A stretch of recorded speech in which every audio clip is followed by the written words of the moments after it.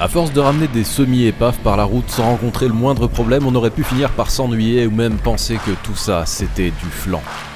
Heureusement, j'étais assez stupide pour acheter un ML500 moteur cassé en me disant qu'au moment du désastre, le reste devait fonctionner. Voilà qui rétablit votre confiance dans la réalité de mes aventures et qui réduit à néant la mienne qui était en excès à force de parcourir la route comme un brave touriste et non comme un amateur de véhicules au bord de l'explosion.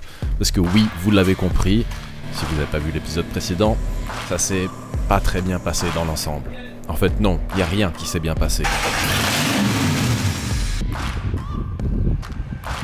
toute façon, il roulait quand ça a cassé, donc il n'y a pas vraiment matière à s'inquiéter a priori. Bon, clairement, il y a un souci avec cette boîte de vitesse en fait. Concrètement, ça va pas le faire pour rentrer, donc on va chercher une solution stupide alternative. Bon, voilà, du jet vendu. Gérald se retrouvait donc encombré d'un ML fréquemment victime d'AVC qui en plus s'était atteint de troubles moteurs avec sa boîte qui suppliait qu'on l'achève. Il a donc pris le temps d'inspecter quelques composants de la boîte à fusible dont la carte accessoire qui présentait des signes de corrosion qui vont continuer à nous hanter encore et encore. Mais après avoir remonté, tout semblait aller nettement mieux. Ça fait 1 heure qu'il tourne, j'ai allumé, démarré, éteint plusieurs fois, à part le ventilo de la clim qui est toujours allumé. Il a l'air de bien aller là. L'heure de la revanche a sonné. On va pas se laisser faire par ce ML500. J'ai fait livrer des pièces qui devraient nous aider cette fois-ci à réussir à rentrer avec. Parce que l'objectif c'est pas de à chaque fois acheter une autre voiture pour ne pas revenir avec celle-ci. Allez, c'est parti. J'essaye de me motiver, mais je vous avoue que changer une boîte, c'est jamais super passionnant.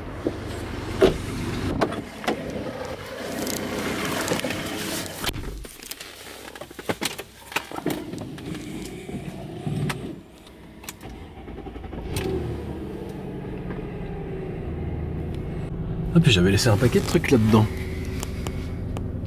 Des trucs dont je vais avoir besoin prochainement d'ailleurs.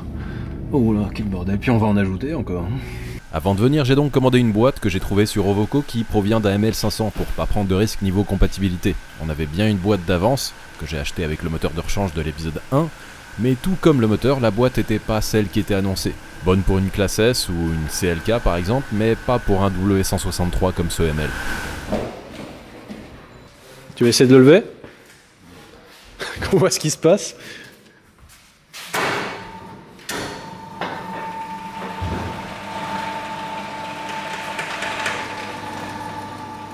C'est quoi les bruits bizarres dont tu parlais alors? C'est plus tard? C'est plus tard. C'est plus haut. Ah, ça commence, c'est comme ça? Il se rééquilibre tout le temps et il le fait très souvent en fait.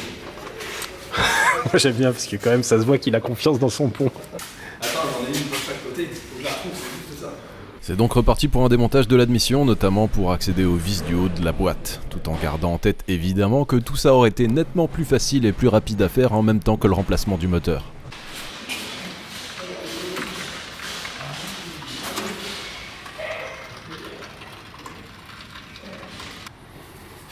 Tac. Facile hein? Est-ce qu'on a tout enlevé? Ah ben ça c'est le petit bonus, ça fait toujours plaisir. Donc ça va descendre avec la boîte. L'autre arbre de transmission il est défait mais pas encore retiré, faudra l'écarter. Et après normalement ça doit partir. Bon, faut admettre que c'est assez bien conçu et qu'en une petite heure, à un rythme tranquille, on est prêt à descendre la transmission. Gérald nous a trouvé un peu de renfort et c'était pas facultatif vu le poids de l'ensemble, boîte auto, boîte de transfert comme on va le découvrir. Merci pour le coup de main.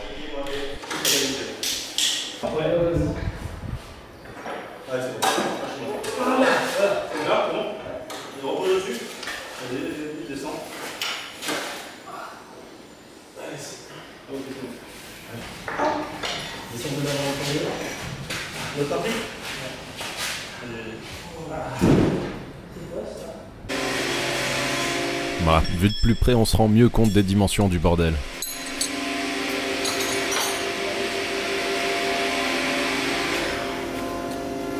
Avant de monter la pièce de remplacement, je me suis rappelé qu'il y avait un détail à surtout pas oublier à ce moment précis, au risque de pleurer à chaudes larmes plus tard au moment de réaliser que le capteur PMH est décédé.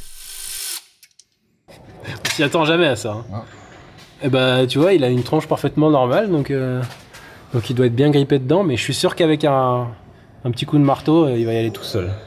Tout seul, ouais. La dernière fois, j'avais voulu le changer après avoir remplacé le moteur et c'était juste impossible de le sortir. Ça force déjà comme ça, alors t'imagines avec un minuscule bras de levier.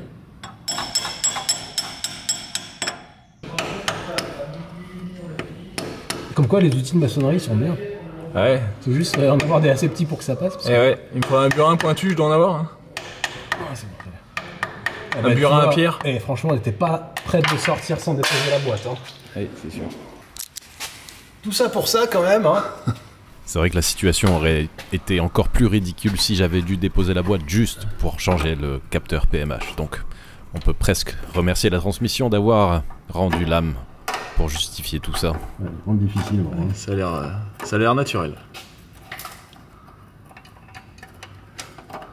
On va peut-être encore penser parce que... Tu veux un serre-joint? Mais on va éviter de le remonter comme ça.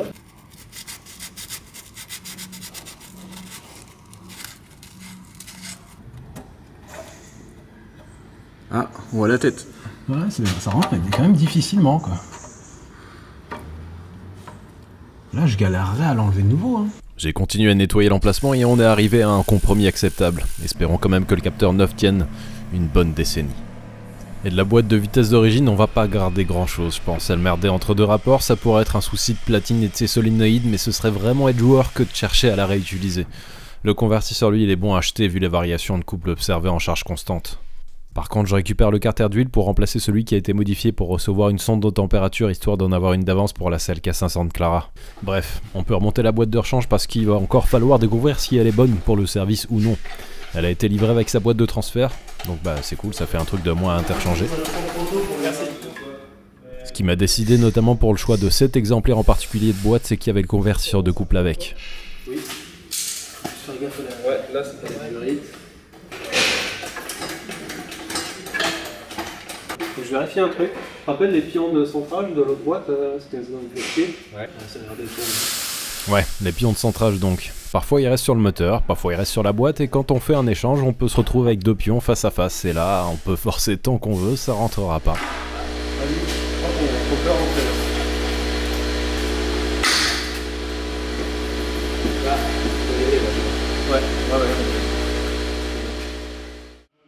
Ouais, bah c'était finalement pas si cool qu'elle ait été livrée avec, donc on va installer la mienne parce que pour une raison obscure, peut-être que les mecs de la casse ont desserré la tulipe, ou peut-être que la pièce est cuite. Dans le doute, on va monter celle qui a pas de jeu à ce niveau. Encore une opération qu'on aurait pu réaliser facilement avant de mettre la transmission en place. Bah j'aurais dû vérifier.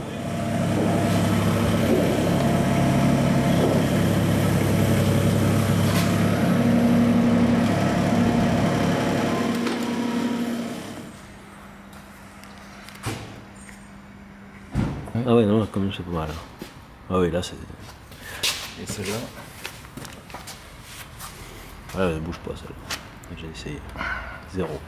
Par contre, c'est un peu dommage dans le sens où la boîte de transfert qu'on va installer, il me semble qu'elle a un peu plus de jeu fonctionnel.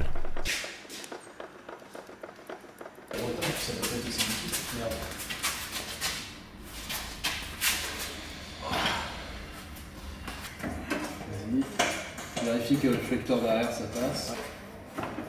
Ça se passe, monsieur?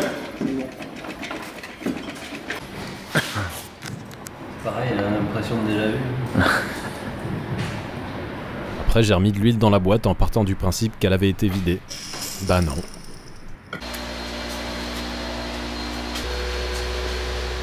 Donc on l'a vidangée. C'est pas trop mal visé. Ouais, t'as vu, elle est dégueulasse. Ouais. Faudrait pas tout enlever, là. On peut. Bon, j'avais pas de crépine neuve avec moi, donc on part sur un remplacement très partiel d'huile. C'est pas plus mal dans ce scénario. Par contre, au moment de vouloir tester, elle démarre plus de nouveau. Ah voilà, c'est ici. Là. Donc c'est ce boîtier là qui... Enfin c'est lui que t'as décroché quoi. Ouais. Donc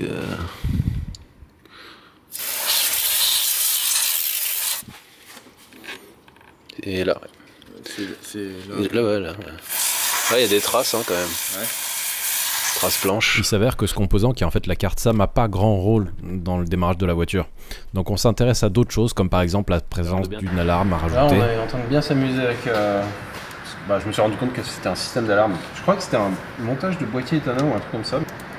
Ce merdier, ça a l'air d'être lié et que j'ai retrouvé ici. Est-ce qu'il y a une marque dessus déjà?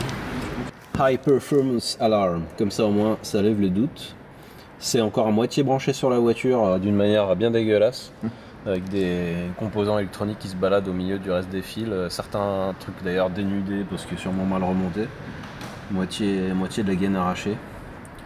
Donc on va enlever tout ce truc, enfin toute cette merde. C'est ce que je fais d'habitude et jusqu'à maintenant ça a jamais fait plus de mal que ce qu'il y avait déjà.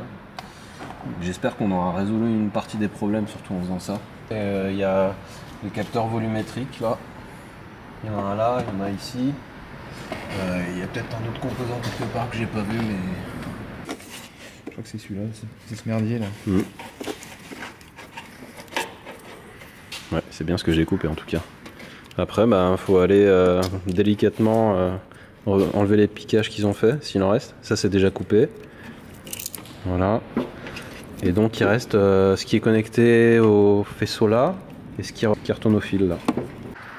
Ça me rappelle un épisode sur la S-Type R où j'avais fait exactement la même chose. J'avais pas de problème particulier, mais c'était juste bien sympa de virer le merdier qu'ils avaient fait. Ouais, c'est tellement bien fait que... Donc là, on vire tout. Et du coup, c'est censé être la tempête demain? Il fait de plus en plus beau là. Ouais, On est pas mal là. On a quand même inspecté et nettoyé du mieux qu'on pouvait le calculateur que j'ai mentionné plus tôt, étant donné qu'on avait d'autres soucis électriques que l'absence de démarrage moteur. J'en ai aussi profité pour le remettre dans son boîtier, histoire de pas l'inonder vu la météo. Évidemment, tout ça à part régler l'absence de démarreur, donc désespéré, j'ai débranché et rebranché le calculateur moteur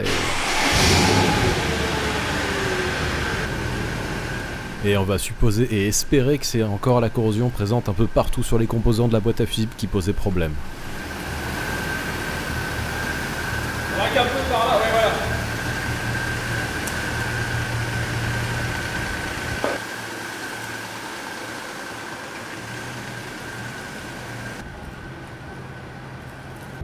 Là, les phares, c'est revenu. Ça marche bizarrement quand même. On va dire que oui. En fait, si tu repasses par exemple juste en veilleuse, elle va pas le faire tout de suite. Ouais. Tout à l'heure, en tout cas, elle mettait quelques secondes avant de le faire. Tu vois, par exemple. Là, elle le fait pas. Elle reste en feu de croisement. Ouais. Voilà.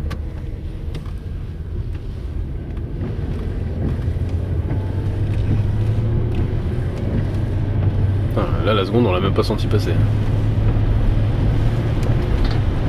Troisième. C'est mieux? Bon, c'est déjà peut-être une victoire. Ça bascule là. Non, mais c'est bien ça marche pas. Ah non, c'est peut-être parce que je suis en mode délivrable, je sais pas. Plutôt. Ouais, c'est bon. Je me dis merde, si en plus le chauffage est bloqué à fond, je vais vraiment passer un mauvais trajet. J'ai trouvé les vitres ouvertes.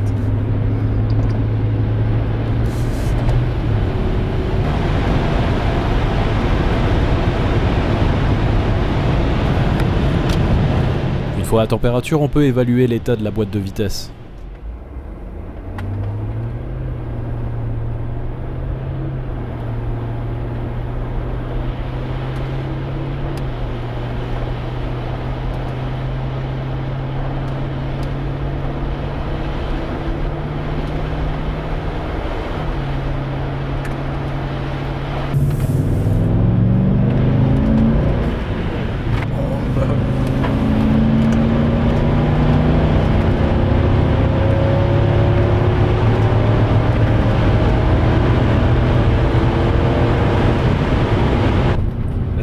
Vraiment bizarre. Ouais. C'est peut-être des trucs à faire à ce niveau. Je suis pas sûr que la géométrie soit bonne. Ouais. Ouais, si c'est mieux.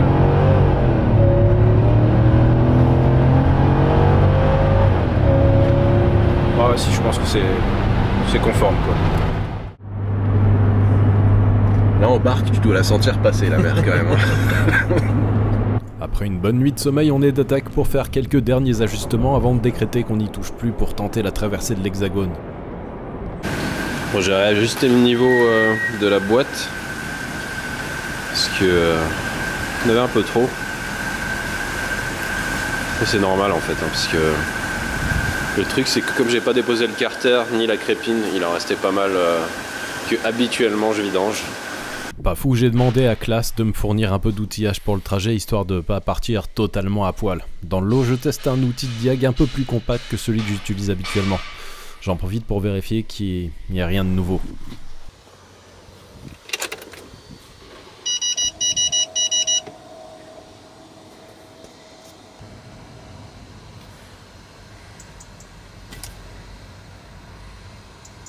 Pour autant, ma mission ici est pas terminée. C'est que je suis pas venu ici que pour le ML. Il s'avère que Gérald est déficient mentalement, tout comme moi. Ce qui l'a poussé aux mêmes excès, acheter une 3200 GT qui, pas de bol, a cassé sa distribution illico presto. Donc, quitte à faire un hors-sujet, autant le faire en beauté et revenir sur le territoire précaire de Maserati qui a dû vous manquer autant que moi. On va essayer d'avancer sur le sujet le plus possible pour que Gérald puisse rapidement se remettre au volant de ce sympathique et caractériel missile sol-sol. Je l'avais mentionné lors de l'épisode 1, mais on était venus tous les deux par la route, avec accroché au cul le moteur qu'on m'a refourgué en l'échange d'une somme bien trop importante. L'idée c'est pas de le monter en l'état, mais plutôt de prélever certaines pièces ou au moins s'en servir comme référence.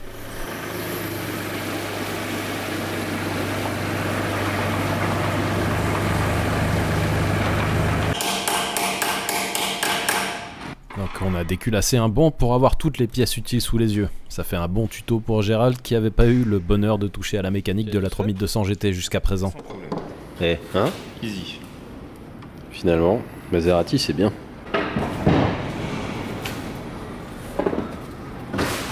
Et j'ai pu aussi inspecter de plus près sa distribution et découvrir la cause de la casse.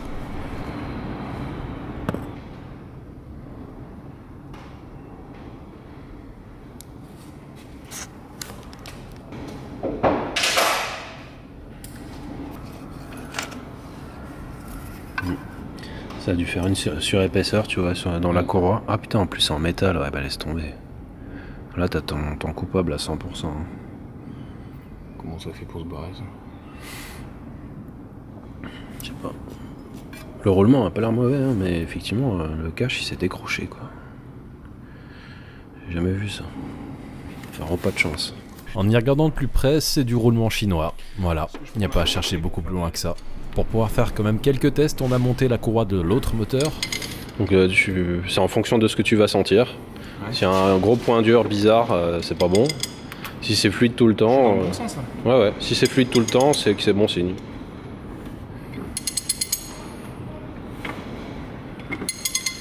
Je te dirai quand tu auras fait un tour complet. Pour l'instant, tu sens que des compressions. Ouais.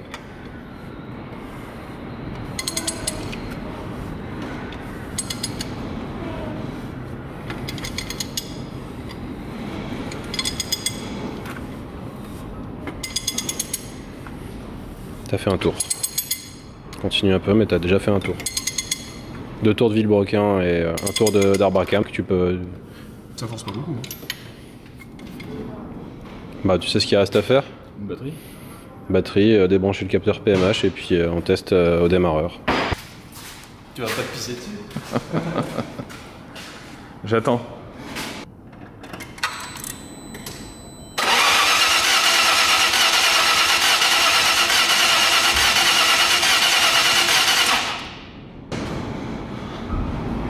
Alors docteur, t'en penses quoi?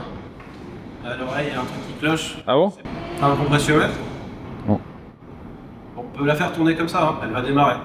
Elle va tourner. Mais potentiellement, tu as un cylindre avec moins de compression, je pense. Mais on peut la démarrer comme ça. Déjà elle tourne mieux, ouais. Mais bon, il y a toujours le clac, hein. Ouais.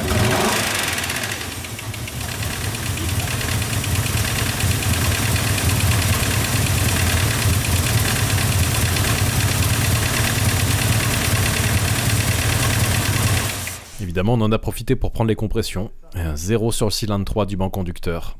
Après une journée complète passée sur la 3200 GT, on avait bien avancé, il restait encore à descendre toute la mécanique. Mieux là. Ouais. La tempête était enfin passée, c'était sans doute la bonne journée pour partir affronter la traversée avec le ML. Est-ce que là, tout de suite, comme ça, t'as envie de racheter une autre Maserati? Pas tout de suite. Non, pas tout de suite. Faudra déjà oublier tout ça, quoi. Et demain, c'est pas sûr. Parce qu'on était parti juste pour démonter l'intégralité en laissant le tout sur le berceau, sauf que pour pouvoir faire ça, Faut tout démonter. en fait, oui, il faut démonter une grande partie du moteur. Parce que juste pour des problématiques de faisceau passer dans des trucs pas possibles. Et là, on a sorti le compresseur de clim, on va sortir la pompe de DA, et puis c'est pas fini. Hein. On enlève des durites, des canalisations. C'est misérable. Sauf qu'il s'avère que tout n'est pas la faute de Maserati. Le fil de la clim dans la pompe à eau. Et putain, mais plus nul. Hein.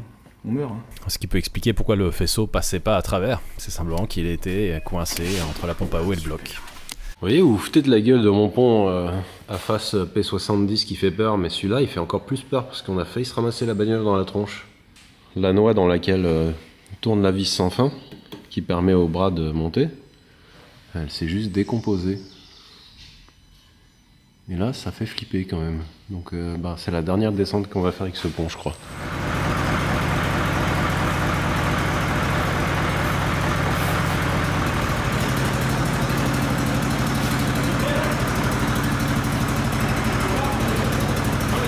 Vous allez pouvoir admirer le magnifique Manitou de collection de Gérald, qui a un style rat authentique, avec en bonus la fontaine d'huile liée à la grosse fuite sur le vérin principal, ce qui veut dire que régulièrement il faut remonter tout ça parce que ça descend tout doucement.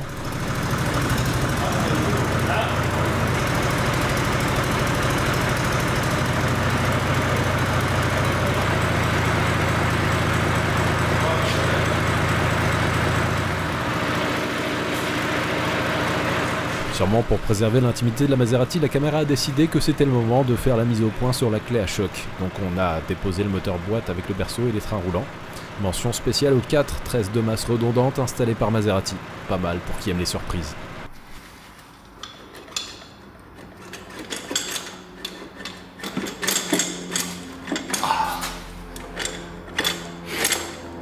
Je te confirme, il y a encore un truc. La durée de tout à l'heure là. Elle est prise dedans là. On redescend un peu la culasse. Oh la vache. Les soupapes. Oh là là.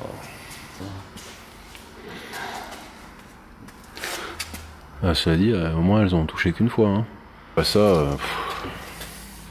Je vois pas comment les guides ils peuvent être encore bons. Hein. On va pouvoir prendre la mesure de la levée maximum. Enfin de la montée maximum. Ouais, en le tournant. Ouais, on va être bon, je pense. Donc pas de bielle tordue. On dirait que ce moteur va pouvoir reprendre du service avec une culasse remplacée ou reconditionnée. Je vous donnerai des nouvelles dès que j'en ai. Bon bah nous y voilà, je viens de faire le plein. On a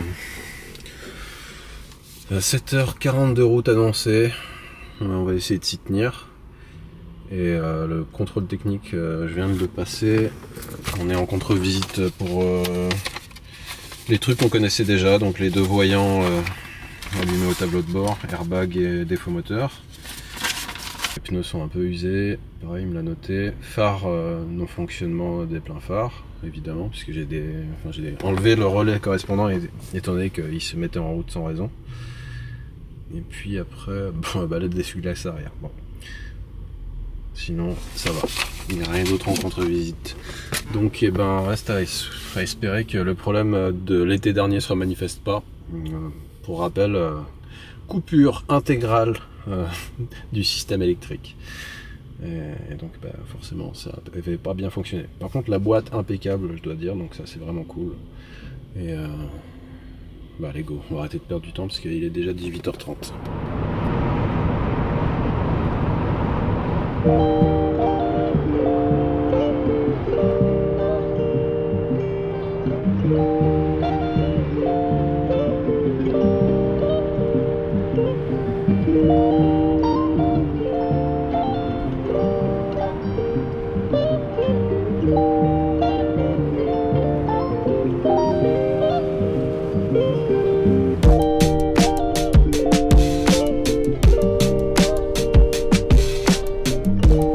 s'approche déjà des 100 km parcourus et jusqu'à présent tout va bien. Pour rappel, le radiateur et le vase d'expansion sont pas au mieux de leur forme, mais j'ai pas serré le bouchon à fond histoire d'éviter que le circuit se mette en pression.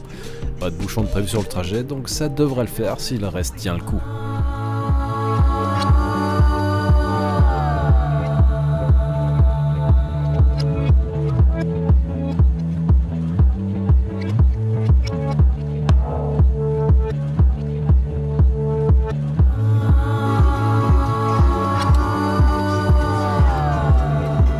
Au bout d'un moment j'en ai eu marre par contre des voyants de défauts qui m'éblouissaient la tronche, donc j'ai arrangé ça avec ce qui me tombait sous la main. Ça nettement plus supportable déjà.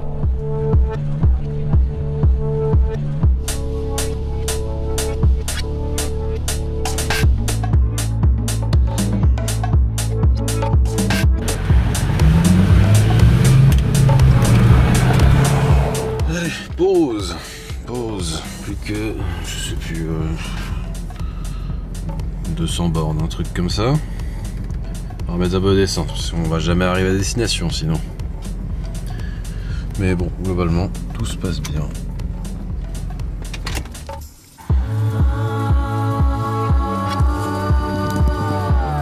Ce qui nous fait un peu plus de 12 litres au 100, acceptable pour un tel bestiau et avec encore des choses à arranger.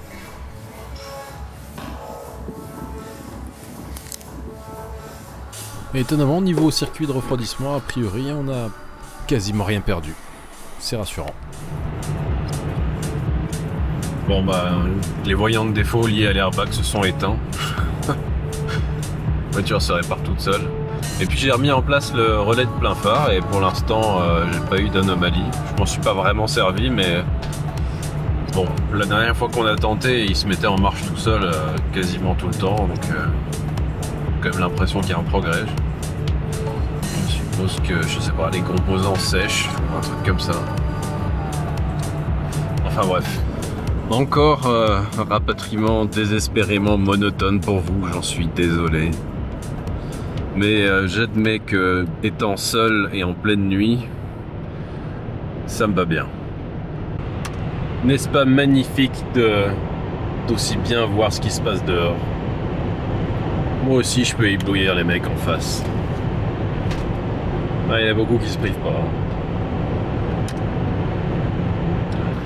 Bon, en réalité, les pleins phares, ça fait quand même un peu sa vie, hein, de temps en temps, donc c'est pénible. Il faudra se pencher sur le sujet, mais ça s'annonce chiant. Il nous reste environ 1 heure. Bon, on vient de sortir de l'autoroute, donc maintenant c'est bon, elle peut tomber en panne si elle a envie. Parce que ouais, sur l'autoroute, c'est quand même... c'est un peu la merde. Allez, on va faire nos 60 derniers kilomètres. Ça va assez vite se passer normalement. Et puis, eh ben, je vous annoncerai notre glorieuse arrivée.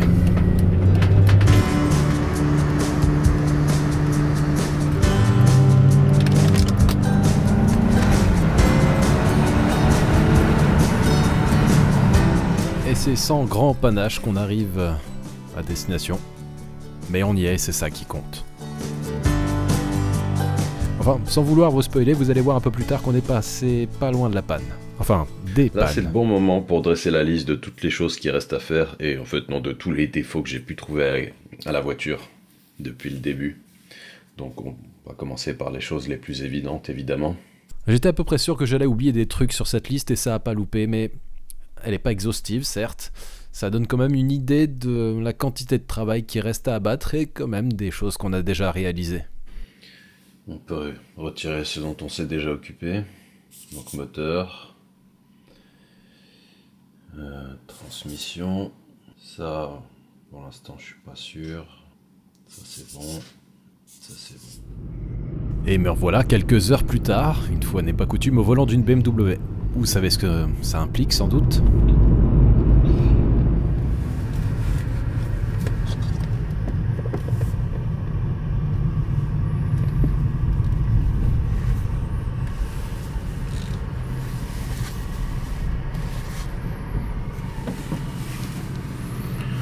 Incroyable! Comment ce véhicule peut-il être en panne? Ça n'arrive jamais. J'en ai marre.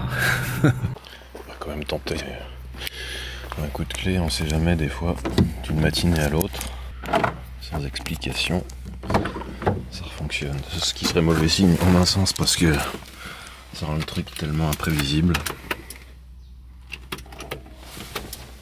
Non, j'entends toujours pas de pompe à essence, donc a priori,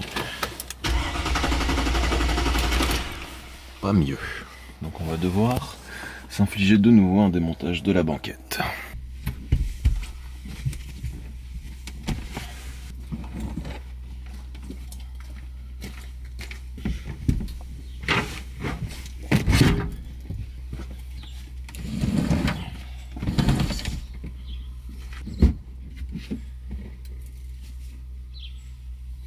Nous y revoilà. Pour vous montrer que j'apprends de mes erreurs, si on peut appeler ça comme ça, en tout cas j'apprends des choses, il ne faut pas se fier simplement à la tension, ça ne veut pas dire qu'il y a forcément de la puissance qui passe, mais là donc j'ai mis une ampoule et on va faire l'activation comme ça, et ça fonctionne, donc c'est la pompe, aucun doute là-dessus. Et non, c'est pas exactement ça finalement. Ça, je sais pas si c'est moi qui l'ai fait à l'instant au démontage ou si c'est le problème qui a conduit à la panne. Mais dans tous les cas, il va falloir le ressortir celui-là. Je viens de la tester sur banc et là, elle tourne. Donc, ouais, je dirais bien que c'est un problème de la prise là. Voilà, j'espère que ça va le faire ça. Moment de vérité.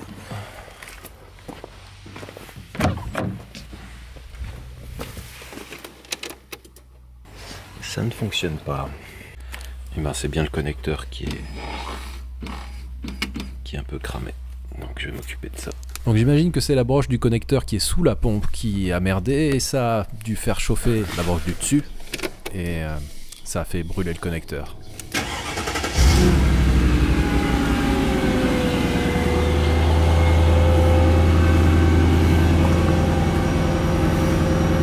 Voilà donc la première panne que j'ai eu la chance de ne pas rencontrer durant le trajet entre La Rochelle et chez moi.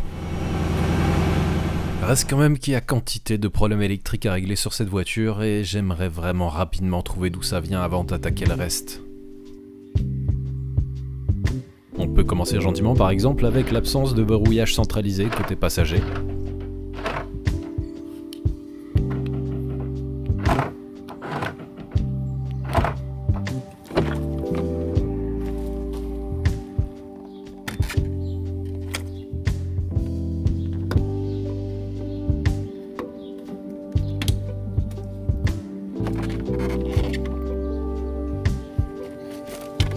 Quand je disais qu'on commençait doucement, en fait j'ai juste lubrifié le moteur et il s'est remis à fonctionner, ça devait pas se jouer à grand chose. Maintenant on va s'attaquer au vif du sujet et ça se situe plutôt côté boîte à fusibles. Écoutez par vous-même.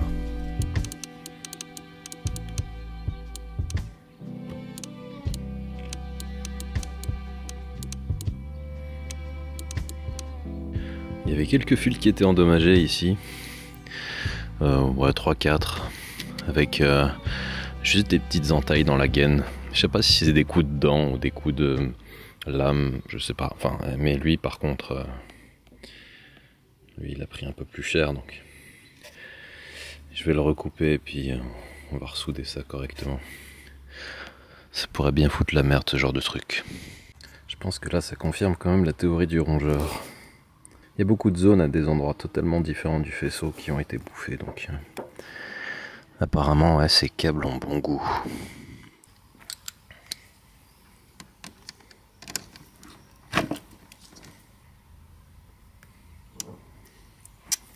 Donc voilà déjà la boîte à fusibles principale déposée. Pour avoir vraiment un accès parfait au reste du faisceau, je vais aussi déposer le calculateur moteur. Et voilà ce que j'ai trouvé justement au niveau du faisceau qui va à ce calculateur. Ces deux fils blancs et verts entrelacés, c'est du signal CAN, soit de la communication informatique. On a donc sous les yeux vraisemblablement la cause de la première panne majeure qui m'a empêché de revenir avec le ML la première fois. Finalement, à chaque fois qu'il refusait de démarrer, le problème s'arrangeait momentanément quand on repositionnait le faisceau d'une autre manière. J'ai donc eu beaucoup de chance de faire tout mon trajet avec ce bout de fil qui restait suffisamment en contact pour que les systèmes communiquent. Avec ça, je suis déjà confiant quant au fait que le moteur restera en route et démarrera normalement désormais. Mais il reste encore une longue liste de problèmes, dont les pleins phares, la ventilation, le ventilateur moteur qui quelquefois reste allumé sans raison, sans parler d'un truc plus délirant que je vais vous montrer dans un instant. Parce qu'avant j'ai déjà passé beaucoup de temps à inspecter l'intégralité du faisceau accessible et à le rescotcher proprement.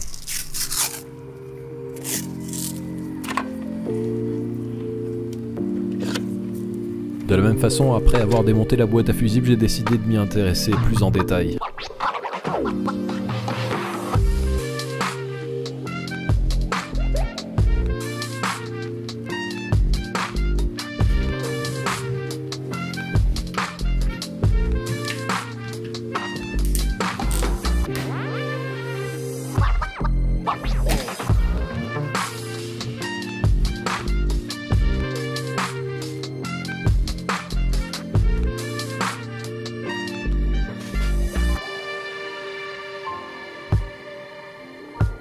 Honnêtement, malgré l'état de la boîte à fusibles, je pense pas que nos problèmes viennent de l'état des platines, mais vu le prix de pièces d'occasion en bon état, j'en ai commandé une pour exclure ce potentiel coupable.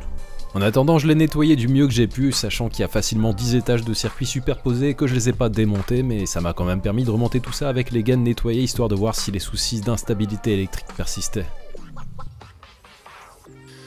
Alors, batterie rebranchée.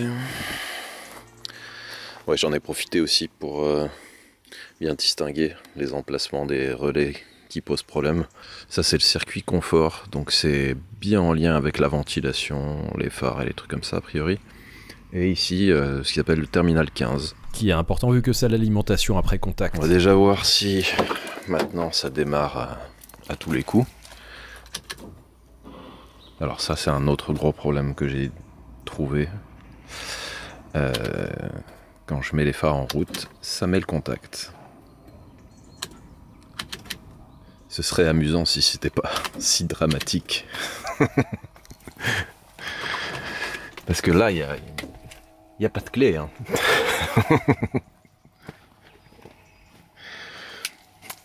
Donc on va la mettre.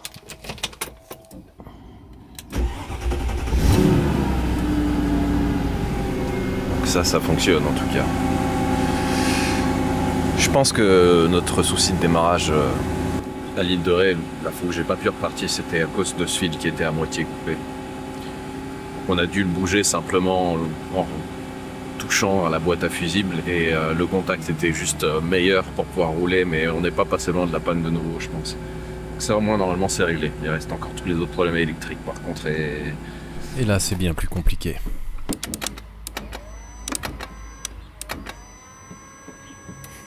Là je précise, il n'y a toujours pas de clé.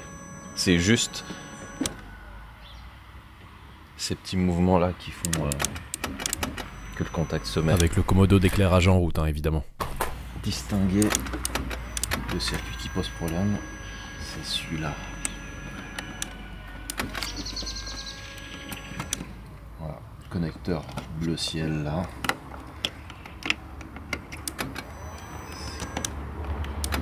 C'est quelque chose qui fait partie de son circuit qui fout la merde. Et tout ça est encore et toujours lié au SAM, qui est l'acronyme de module d'acquisition de signal. Je l'avais pas dit jusqu'à présent. J'ai passé des heures à inspecter les contacts, à contrôler les continuités entre les circuits manifestement en cause, et je dois admettre que j'ai rien trouvé d'anormal. Je me suis dit ensuite que peut-être que les broches mâles côté boîte à fusibles étaient en cause, et j'ai donc sacrifié la pièce pour finalement constater que rien n'expliquait l'instabilité qui fout un tel bordel. Il faut croire que décidément ce projet va perdurer sous le signe de l'échec.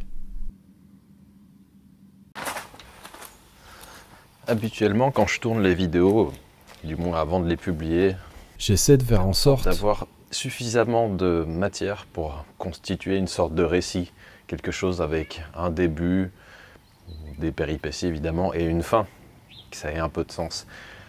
Mais là, c'est pas vraiment ce à quoi je suis arrivé. Je m'en excuse déjà parce que ça a un but, tout ça, c'est de rendre la chose la plus intéressante possible. Je sais pas si ça j'y suis arrivé ou pas cette fois-ci, mais en tout cas j'ai essayé. Le problème c'est que maintenant il va falloir attendre un moment pour avoir les pièces qui me manquent, puisque j'ai décrété que dans cet état La boîte à fusible n'allait plus pouvoir servir. Ça, bon, bah, c'est plus propre. Je pense avoir trouvé tous les endroits où le faisceau avait été bouffé par les rongeurs, sauf surprise. Heureusement qu'ici, lui, il veille au grain, donc c'est pas censé se reproduire. Et j'attends donc boîte à fusible, module SAM de rechange. Bref, tout ça pour dire que c'est sur cette scène des entrailles à l'air que cet épisode se termine. Donc je vous dis à la prochaine avec celle-ci ou une autre. Ciao. Yeah.